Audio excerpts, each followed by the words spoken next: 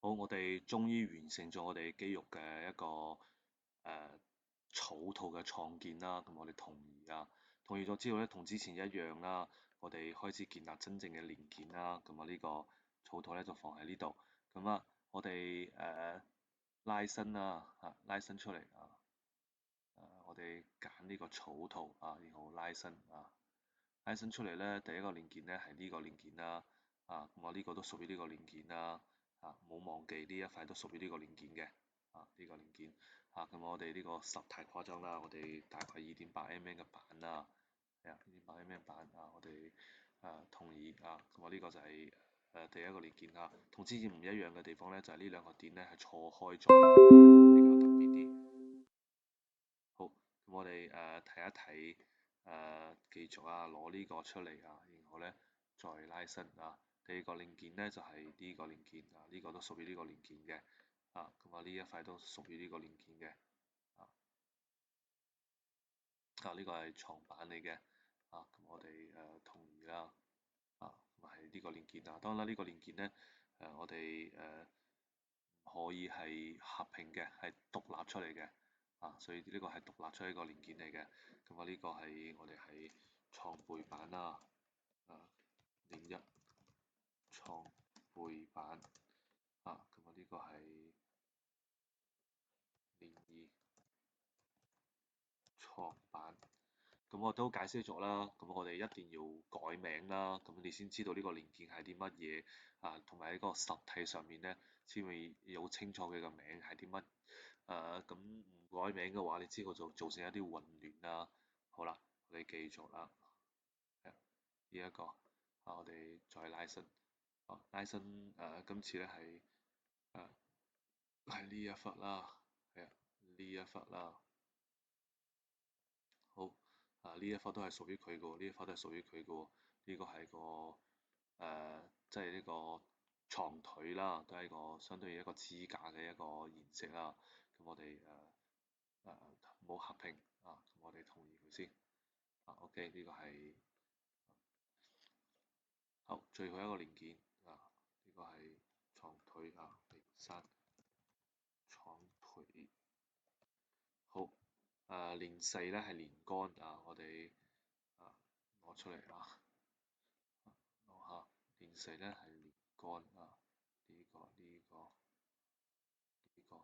杆咁都係冇合併咁OK 咁連杆連四連杆好連杆咁我哋四個連件就做晒啦。咁我哋將呢四個連件咧就放埋喺同一個封底入邊同之前一樣啦，唔使理呢個嘅，就係連件連件好得好呢個時候咧，我哋我哋真正嘅咧就係呢幾個咁呢幾個特徵就係我哋最終嘅一個產出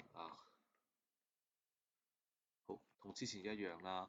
咁我哋仲有一步咧，就係將呢啲保存出嚟啦。呢一個我哋插入到新嘅零件啦。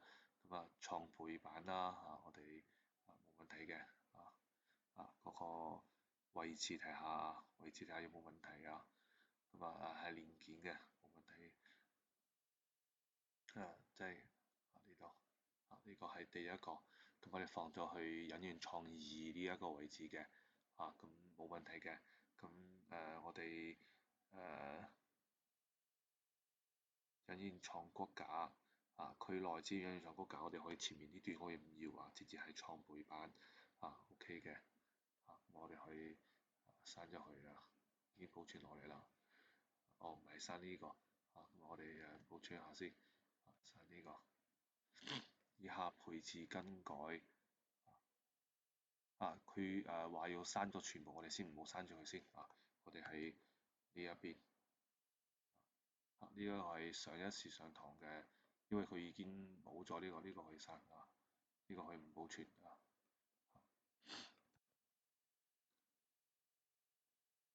呢個骨架第二個咁我哋砌到新零部件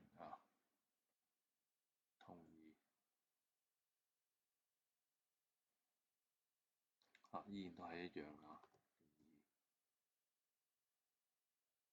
同時保存一下，咁啊，下一個呢一個連結就係保存砌到新零部件，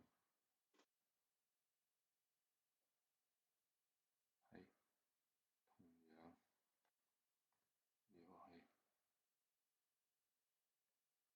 好然後咧係下一個最後一個連結呢個連桿砌到新零部件，